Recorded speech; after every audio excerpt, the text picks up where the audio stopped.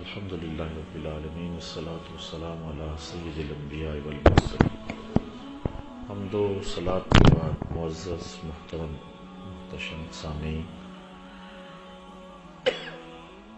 کتنے دنوں سے باب المعجزات ہی چل رہا ہے اور حضور علیہ السلام کے معجزات آپ کے سامنے رکھے جا رہے ہیں۔ حضرت سہل بن حنظلیہ رضی اللہ تعالی عنہ روایت کرتے ہیں کہ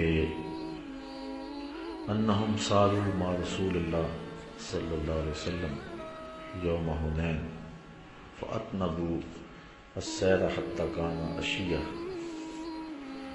کہ حضور علیہ السلام کے ساتھ غزوہ حنین کے موقع پہ لوگ سفر میں تھے اور سفر کافی لمبا ہو گیا حتیٰ کہ عشاء کا وقت ہو گیا۔ فجاء فارس، ایک سوار آیا، فقال یا رسول اللہ صلی اللہ علیہ وسلم انی طلعت علی جبل کذا و کذا، کہ میں اس پہاڑ پر دیکھ کر کے آیا ہوں۔ اس نے ساری تفصیلات بتائی کہ یہ میں نے دیکھا ہے۔ فاذا انا بحوازن علی بکرۃ ابیہم بزؤنہم ونعیمہم اجتمعوا الی حنین، کہ قبیلہ حوازن جو ہے وہ اپنے بچوں کو، جوانوں کو، بوڑھوں کو، اونٹوں کو اور اپنے جانوروں کو، ساز و سامان کو لے کر کے سارا قافلہ جو ہے وہ میدان میں جمع ہے۔ یعنی اس نے خبر دی حضور کو کہ دشمن کا لشکر بہت سارا ہے، اور قبیلہ حوازن جس کے ساتھ ٹکراؤ ہوا تھا حنین میں، وہ اپنے سارے لاؤ لشکر کے ساتھ اور بچوں اور بوڑھوں کے ساتھ، جوانوں اور مردوں اور عورتوں کے ساتھ وہ میدان میں جمع ہے۔ فتبسم رسول اللہ صلی اللہ علیہ وسلم، حضور مسکرا پڑے، وقالا، اور فرمایا تلک غنیمت المسلمین غدا انشاءاللہ تعالی، فرمایا کل یہ تمہارے لیے سب کچھ مال غنیمت ہے، یہ سب کچھ کل تمہارے لیے مال غنیمت ہوگا جو یہاں جمع ہے۔ ثم قال، پھر حضور نے کہا من یحرسنا اللیلہ، کہ رات کو ہمارا پہرا کون دے گا؟ حضور نے فرمایا رات کو ہمارا پہرا کون دے گا؟ قال انس بن ابی مرثد، حضرت انس ابن ابی مرثد الغنوی رضی اللہ تعالیٰ عنہ نے کہا انا یا رسول اللہ صلی اللہ علیہ وسلم، حضور یہ نوکری میں سر انجام دوں گا۔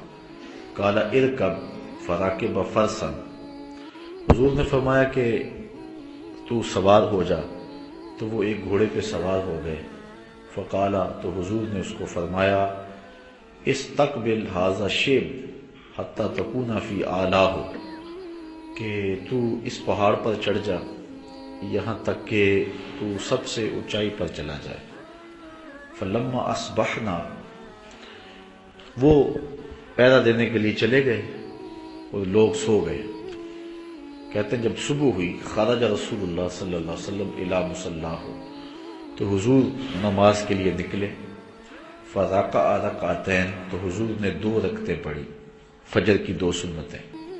ثم قال، پھر فرمایا هل حسستم فارسکم، وہ رات جو ہم نے سوار بھیجا تھا تم نے اس کو آتے جاتے محسوس کیا ہے؟ تو لوگوں نے کہا فقال رجل یا رسول اللہ ما حسسنا، کہ ہم نے اس کو محسوس نہیں کیا۔ یعنی حضور نے اس کو یہ تاکید کی تھی کہ تم پہاڑ پہ چڑھ جانا، اگر رات کوئی اچانک کوئی حملہ ہو یا کوئی دشمن کی طرف سے نقل و حرکت ہو تو اس کی اطلاع دینا۔ تو حضور نے فرمایا کہ اس نے کوئی اطلاع دی، اس نے کوئی ایسی بات کی کہ جس کو تم نے محسوس کیا؟ تو صحابہ نے عرض کی نہیں حضور ہم نے کوئی محسوس نہیں کیا۔ فصف بالصلاۃ، تو نماز کے لیے اقامت کہی گئی۔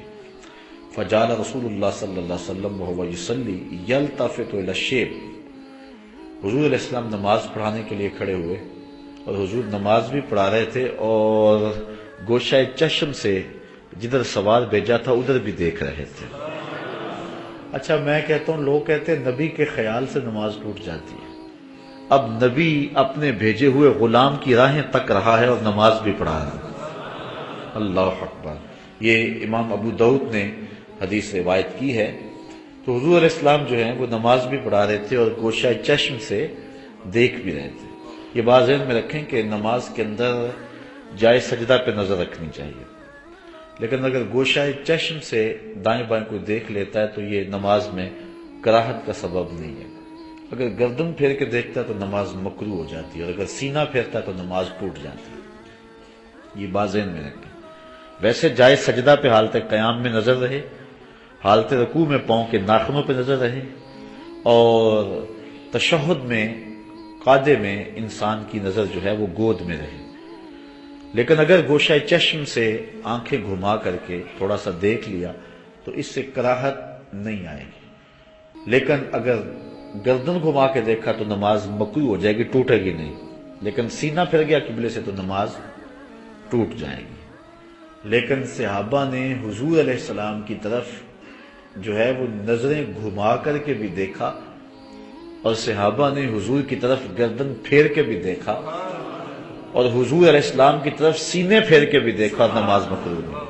وہ جمعۃ المبارک کے موقع پر میں نے عرض کیا تھا، جن لوگوں کو جمعہ کی حاضری نصیب ہوئی ہے ان کے لیے دہرانے کی ضرورت نہیں ہے. باقیوں کے لیے دو جملے کہ حضور علیہ السلام نماز میں آئے، صدیق اکبر رضی اللہ تعالیٰ عنہ نماز پڑھا رہے تھے. حضور نے حجرہ عائشہ رضی اللہ تعالیٰ عنہ سے جو ہے وہ پردہ ہٹا کے دیکھا تو حجرہ عائشہ بالکل پیچھے، حضرت صدیق اکبر رضی اللہ تعالیٰ عنہ یہاں کھڑے ہیں، اور انہوں نے دیکھا تو حضور کو دیکھ کے پیچھے ہٹے. تو کیسے دیکھا ہوگا؟ گوشہ چشم سے بھی نہیں دیکھا جاتا، گردن گھما کے بھی نہیں دیکھا جاتا. وہاں دیکھنے کے لیے سینہ پھیرنا پڑتا ہے، اور حضرت ابوبکر صدیق نے سینہ پھیرا، دیکھا، اور پھر اپنے مصلی پہ نماز بھی نہیں دہرائی. اوروں کی قبلے سے سینہ پھر جائے تو واقعی نماز ٹوٹتی ہے، اور اگر قبلے سے قبلے کی طرف پھر جائے تو پھر نماز نہیں ٹوٹتی ہے، نماز پختہ ہو جاتی ہے. باقی رہی بات خیال کی، یہ تو بہت جو ہے وہ ادھر کی بات ہے. وہ تو خیال، نبی کے خیال سے لوگ توڑتے پھرتے ہیں نماز. نبی امتی کی راہیں تک رہا ہے اور حالت نماز میں. یہ حدیث ابو داؤد شریف کی صاحب مشکات نے نقل کی ہے. وہو یصلی، حضور نماز پڑھا رہے تھے. یلتفت الی الشیب، اور حضور علیہ السلام اس وادی کی طرف جہاں اپنے غلام کو گھوڑے پہ سوار کر کے بھیجا تھا، حضور ادھر تک رہے تھے، دیکھ رہے تھے ادھر. حتی اذا قضى الصلاۃ، یہاں تک کہ جب نماز پوری ہوئی، قال ابشروا، حضور نے فرمایا بشارت ہو تمہیں، صحابہ تمہیں بشارت ہو. فقد جاء فارسکم، تمہارا جو گیا تھا نا سوار وہ آ گیا ہے، وہ نیچے آ گیا. فجعلنا ننظر الى خلال الشجر فی الشیب، تو کہتے ہیں ہم نے جو ہے وہ درختوں کی اوٹ سے اندر سے دیکھنا شروع کیا کہ کہاں ہے وہ. فائزہ ہوا قد جاء، تو وہ واقعی آ رہا تھا. حتی فاقف علی رسول اللہ صلی اللہ علیہ وسلم، یہاں تک حضور کے سامنے کھڑا ہو گیا. فقال انی انطلقت حتی کنت فی اعلی ھذا الشیب، حضور میں چلتا رہا یہاں تک کہ چوٹی پر پہنچ گیا. فائزہ ہوا قد جاء حتی وقف علی رسول اللہ صلی اللہ علیہ وسلم. اچھا ایسو امرنی رسول اللہ صلی اللہ علیہ وسلم، یہاں تک مجھے حضور نے حکم دیا تھا. فلما اصبحت طلعت شیبین، اور جب میں صبح کی تو میں نے دونوں جو ہے وہ وادیوں کو دیکھا. کلہما فلم ارى احدا، تو میں نے کسی کو نہیں دیکھا، کسی لشکر کو نہیں دیکھا. فقال له رسول اللہ صلی اللہ علیہ وسلم، تو حضور علیہ السلام نے فرمایا حل نزلت اللیلۃ، کیا تو رات کو نیچے اترا تھا اپنے گھوڑے سے، یا ساری رات ہی پہرا دیتا رہا؟ قال اللہ، کہا نہیں حضور، آپ کا حکم تھا، میں گھوڑے سے نیچے اترا ہی نہیں. آپ کا جو حکم تھا اس لیے میں گھوڑے سے نیچے نہیں اترا. الا مصلیاں، ہاں نماز کے لیے اترا تھا. او قاضی حاجت، یا قضاء حاجت کے لیے اترا تھا. قال رسول اللہ صلی اللہ علیہ وسلم فلا علیک اللہ تعمل بعدہا، فرمایا اب تو اگر کوئی بھی عمل نہ کرے تو تجھے کوئی نقصان نہیں ہوگا، تو سیدھا جنتی ہے، کیونکہ تو نے میرے حکم کو مانا ہے. یہ الگ بات ہے کہ ان کے عمل اور بڑھ گئے ہوں گے. ایسا ہوا نہیں کہ حضور نے کہہ دیا ہو. حضرت عثمان کو بھی کہا تھا جب انہوں نے 300 اونٹ دیے تھے ماں پلان، حضور نے فرمایا کوئی عمل بھی نہ کریں تو ان کو کوئی نقصان نہیں ہوگا. لیکن حضرت عثمان نے عمل نہیں چھوڑا تھا. حضرت ابن مرثد نے بھی عمل نہیں چھوڑا تھا. انس ابن مرثد الغنوی نے بھی عمل نہیں چھوڑا تھا.